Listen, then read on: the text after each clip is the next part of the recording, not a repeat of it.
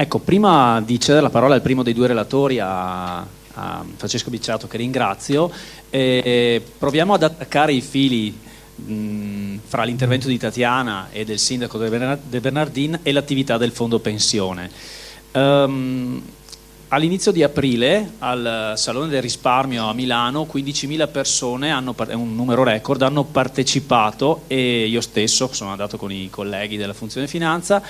I convegni che trattavano del tema ESG, ambiente, sociale e governo delle aziende, filtro attraverso il quale far passare gli investimenti dei fondi pensione anche, erano affollati, decisamente di più dei convegni nei quali si parlava forse d'altro. Quindi diciamo non è soltanto l'aspetto emotivo che ha caratterizzato la storia di questi mesi di Solidarietà Veneto, questa è una tematica che in qualche modo sta interessando tutto l'ambiente, tutta la finanza, perché a monte ci sono anche delle disposizioni normative di cui poi sentiremo, e io volevo un po' raccontarvi dov'è Solidarietà Veneto rispetto a questo racconto. Nelle slide che stiamo presentando, il punto di partenza, diciamo, adesso non so se ecco, il primo passaggio è stato proprio lo scorso autunno l'approvazione del documento sulle politiche di investimento. Guardate, il documento è stato approvato il 5 di novembre, quindi la settimana successiva alla tempesta Vaia. Nel documento politiche di investimento, fra le varie prese in carico del Consiglio di amministrazione, no? Responsabilità da realizzare nei prossimi 3 anni, ce n'è una, la vedete segnata lì in giallo, l'inserimento nelle convenzioni di gestione di indici azionari etici o di gestione dei settori esclusi. In termini più ampi, qui non è riportato, ma il Consiglio si è preso l'impegno di costruire nell'arco del prossimo mandato, che termina peraltro ad aprile del prossimo anno, quindi siamo a 1 anno circa dall'obiettivo, di prendere in carico pienamente i criteri ESG. L'aspetto importante è che come fondo abbiamo voluto condividere questa presa di responsabilità anche proprio con l'Assemblea e con i nostri stakeholder, diciamo, per fare in maniera che ci sia un allineamento nelle intenzioni del Consiglio di amministrazione rispetto alle intenzioni dei lavoratori stessi che ci mettono i loro soldi nel progetto. Peraltro non è un progetto nuovo, perché in realtà il comparto prudente fin dal 2012 è connotato rispetto a questa logica. Non voglio approfondire più di tanto quale sia la logica, perché lo lascio ai relatori che seguiranno, però mi interessa anche al comparto prudente dire 2 cosette. La prima è che dal 2012 ad oggi non c'è stato un grande interesse da parte dei lavoratori rispetto alla tematica ESG, tant'è vero che se guardiamo qualche numero, lo vedete nelle slide, gli aderenti nel 2012 sceglievano il prudente erano 12.000 e sono 12.000 anche nel 2018, quindi di fatto sono una porzione identica come numerosità, ma percentualmente scende il livello degli aderenti che scelgono questo comparto. In termini di rendimenti il comparto ha fatto il suo in un periodo tra l'altro abbastanza complicato per via dei tassi bassi, e tenendo conto anche che la componente azionaria di questo comparto è limitata al 15%. L'indice che adotta il comparto è appunto da allora un indice, se vogliamo, rispettoso non solo del criterio rischio-rendimento. Nel 2012, quando mi è capitato di presentare a una platea di circa 200 persone il nuovo progetto del comparto prudente, ho detto qualcosa del tipo bene, sappiate che da luglio di quest'anno il comparto prudente i gestori del comparto prudente non sceglieranno gli investimenti soltanto guardando a rischio e rendimento, ma anche ad altri fattori, la sostenibilità a lungo termine, l'ambiente, eccetera, eccetera. La reazione da parte è stata questa,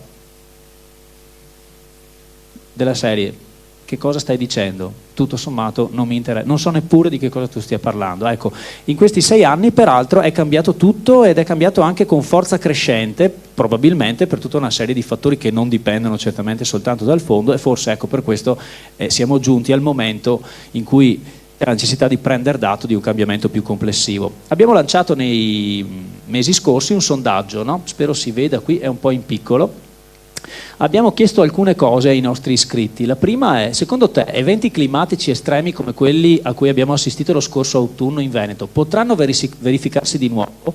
Vedete la parte di torta, diciamo così, rossa, l'83% delle persone ritiene di sì, e questo è preoccupante perché ci fa pensare che poi i lavori di manutenzione di cui hanno parlato il sindaco De Bernardini e Tatiana diventeranno molto costosi e molto frequenti, e chi li pagherà? Chi li pagherà? La solidarietà li pagherà?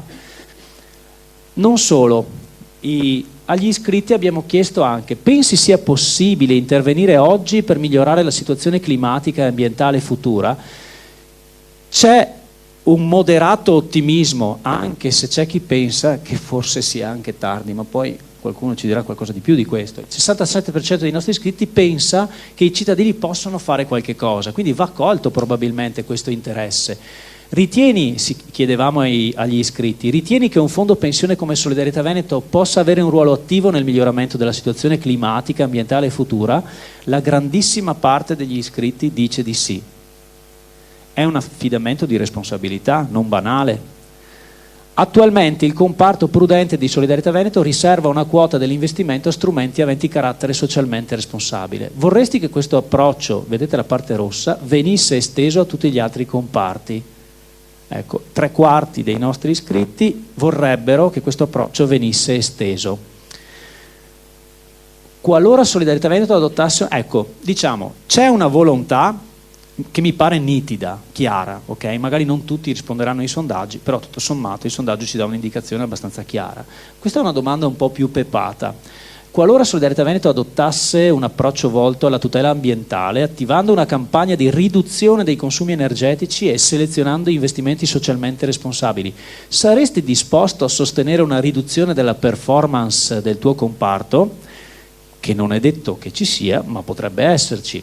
Ecco che la risposta è un pochettino più variegata, ma tutto sommato la parte dei sì, circa il 40%, la parte in blu dice sì, se lo scostamento non supera lo 0,5% all'anno. C'è una parte in rosso, no, circa il 15%, dice sì, purché lo scostamento non superi l'1% l'anno. Qualcuno, gli arancioni, dicono pure sì, a prescindere dai risultati. Sì, a prescindere dai risultati. In sostanza, comunque, diciamo così che solo per 1/4 dei nostri iscritti non è accettabile un rendimento inferiore a fronte di una scelta di lungo termine. Questo qui è un tema che proprio lascio ai relatori che seguiranno, ma ci dà un po' l'idea di che cosa pensino in questo momento le persone, e credo che davanti a questi aspetti non si possa rimanere fermi. Dice il sondaggio, e qui va in chiusura: ti piacerebbe essere protagonista in prima persona del miglioramento climatico ambientale? Se sì, come? Qualcuno dice riducendo i consumi della carta. Ecco, voi sapete, oggi pomeriggio c'è l'assemblea, abbiamo mandato PDF della relazione di gestione del bilancio a tutti chiedendo: per caso avete bisogno che ve la stampiamo? Perché noi faremo anche a meno. Si parte anche dalle piccole cose. Riduzione del consumo di combustibili fossili, aspetto centrale al di là della carta, e vedete sempre la colonna blu come susciti l'interesse delle persone. Partecipazione a progetti di riforestazione, di tutela ambientale e, in ultimo, sostegno agli investimenti socialmente responsabili. Insomma, questi siete voi, molti di voi hanno risposto a questo questionario, e mi pare che la traccia in qualche modo sia segnata. C'è una responsabilità di cui farsi carico, noi siamo pronti. La funzione finanza da ormai diverse settimane sta studiando approfonditamente la tematica per dare il suo contributo in questo senso insieme al Consiglio di amministrazione. Però penso che sia forse il caso di passare la palla a qualcun altro.